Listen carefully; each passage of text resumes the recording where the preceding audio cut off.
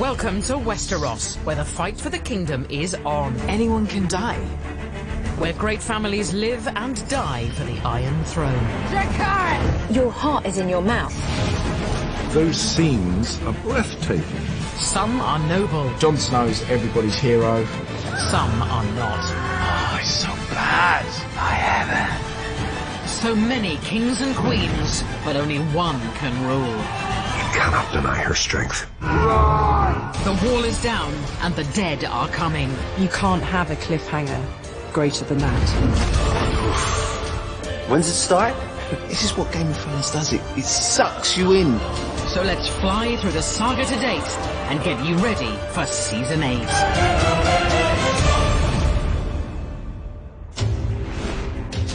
As Season 1 opens, it's the calm before the storm.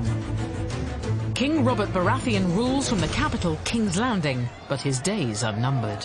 To be king or queen in Westeros, you sit on the Iron Throne and you rule over the 7 kingdoms from King's Landing. Start the damn joust before I piss myself. He is locked in a loveless marriage and only chose his queen for her family's name to hold his kingdom together. On Robert's part, there's no love involved. Don't you get tired? Every day. It could have been anybody. It happens to be Cersei. I felt something for you once, you know. I'm very sympathetic to Cersei. I know. She was completely in love with him. She was in awe of him almost. And he turned into this semi-abusive drunk. Was it ever possible for us? Was there ever a time, ever a moment?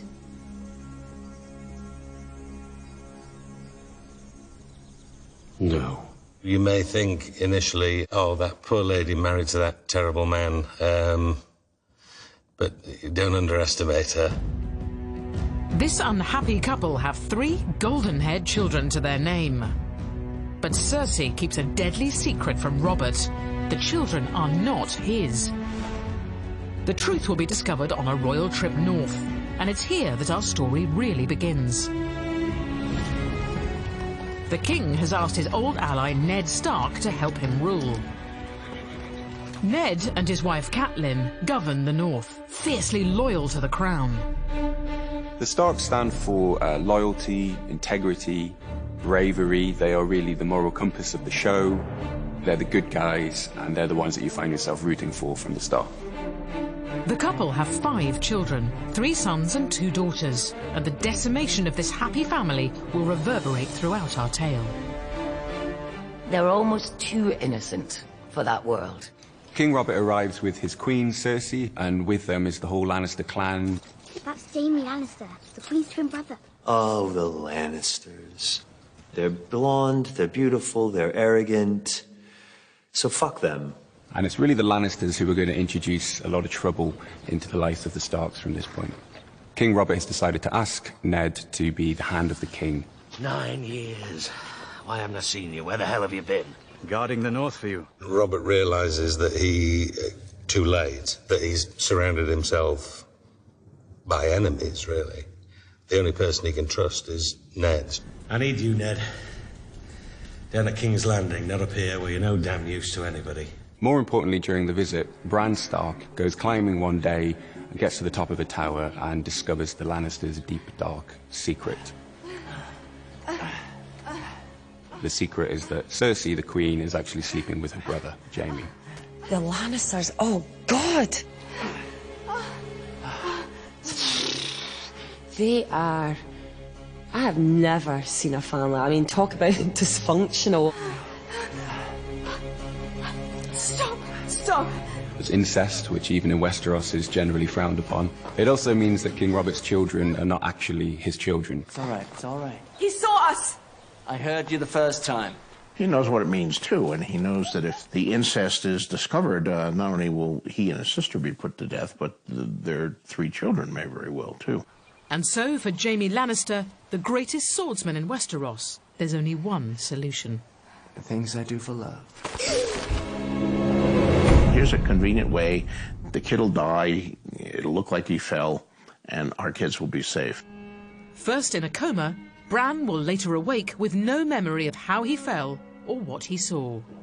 The royal secret is safe for now, and only the viewer has seen what the Lannisters will do to keep it. Everything went pear-shaped after that, and really, that's the whole chain of events starting. King Robert still wants Ned down in the capital, so this will be the last ever time we see the Stark family all together. A family which includes Ned's son out of wedlock, the bastard Jon Snow. Ned must now leave his family and follow King Robert south, taking his daughters Sansa and Arya with him. The reason I think that the first season of Game of Thrones works is it's essentially about this good family that just wants to essentially be left alone and serve their king and their country. This good family is ripped apart and thrown into situations that they never anticipated. They are bound for the capital, King's Landing, where Ned's new task will be to protect King Robert from those who would unseat him. And in Season 1, viewers learn the greatest enemies live in exile overseas, the Targaryens. They were dethroned by King Robert in the last war. The only surviving members of the family are a brother and sister called Viserys and Daenerys. The siblings are the children of the Mad King, who was killed in war. Viserys dominates his younger sister. Viserys has more than a touch of the Targaryen madness, and you know, sometimes he's protecting her, but he's also trying to treat her as a bargaining chip.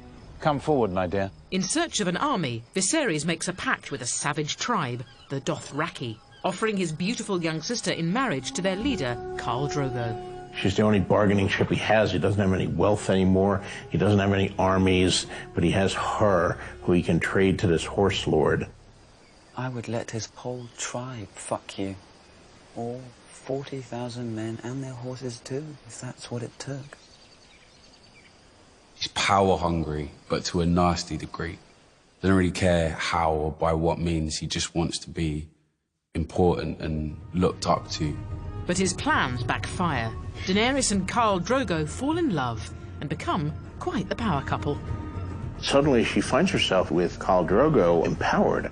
People are obeying her. Tell him I want what was bargained for, or I'm taking you back. He just completely underestimates not only Dany, but Khal Drogo. What's he saying? He says yes. You shall have a golden crown. It's a real coming-of-age story throughout the first season. She really grows into herself. Look away, Khaleesi. No. This is one of the turning points for Daenerys. I think this is when you realize that she's prepared to sacrifice anything for the greater good. A crown for king.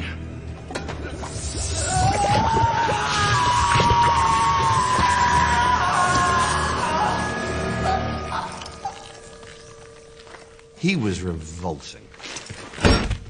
He was utterly, utterly revolting. And that was the moment that she escaped from her shell, when she became the woman and not the kowtowed girl. And as the Targaryens grow in power, we learn that King Robert faces another challenge to his northernmost borders.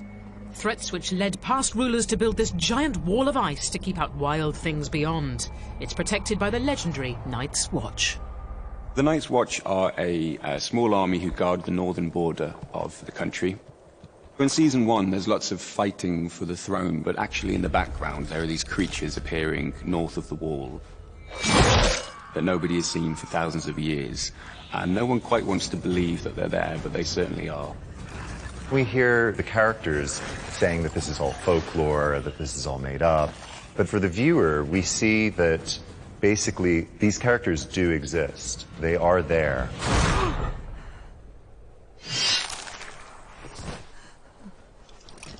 I think the White Walkers are really terrifying, mostly because you're not 100% sure you know what they're capable of doing or what their motives are. They are a serious threat. In Season 1, in search of a purpose, Jon Snow ventures to the Wall and joins the Night's Watch, a leader in the making. Jon Snow's everybody's hero. Jon Snow's one of my favourite characters. He's the dude. He's also in search of answers. The question of Jon Snow's parentage has been one of the burning topics amongst not only the show fans, the book fans, for many decades. Jon Snow is Ned Stark's bastard son. He brought him back from a war, and we never really learn who the mother is. Understandably, Catelyn, Ned's wife, isn't too fond of Jon for that reason. try as she may, she could never make peace with the fact that Ned was unfaithful. But down in the capital, King's Landing, Ned Stark has a much greater challenge to face. His daughter has fallen for Prince Joffrey. She's presented with marrying the future king, live in a beautiful castle, go to banquets, have beautiful dresses to wear, a fairy tale story. Ned has discovered the Queen and her brother are lovers, and this will be his family's undoing. When the king returns from his hunt, I'll tell him the truth. You must be gone by then. You and your children. I will not have their blood on my hands. But before he gets a chance to talk to King Robert gets himself killed on a hunting trip. Joffrey is now king, and without Robert to protect him, Ned is tried for treason. He confesses, believing it will save his daughter, but misjudges the new ruler. He's been stuck up in the north too long and has no idea how the real world operates, how to really deal with the politics of Westeros. Bring me his head. That's when you realise nobody is safe in this world at all. When I saw Sean Bean pushed down, that was the only scene that really brought a tear to my eye.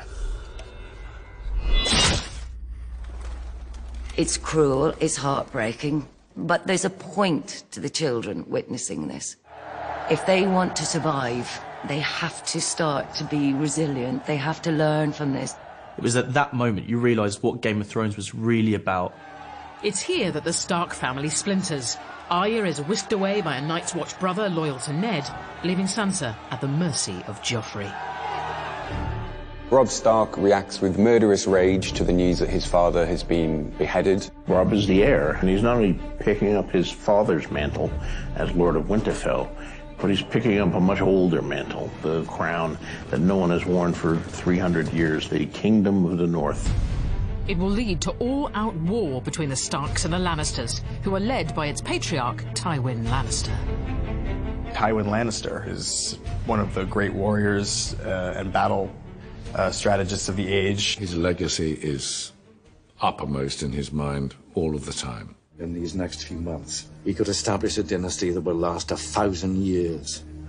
Or we could collapse into nothing, as the Targaryens did. All of his hopes are in Jaime. As well as his twins, Cersei and Jaime, he has a son he despises, Tyrion, known as the Imp. You're wounded. Good of you to notice. Tyrion doesn't look like a warrior. He doesn't look like a kingmaker. There's no way that he could assume the position of Tywin. I hear we won. I would say Tyrion's one of my favourite characters. How he's managed to last this long is amazing to me.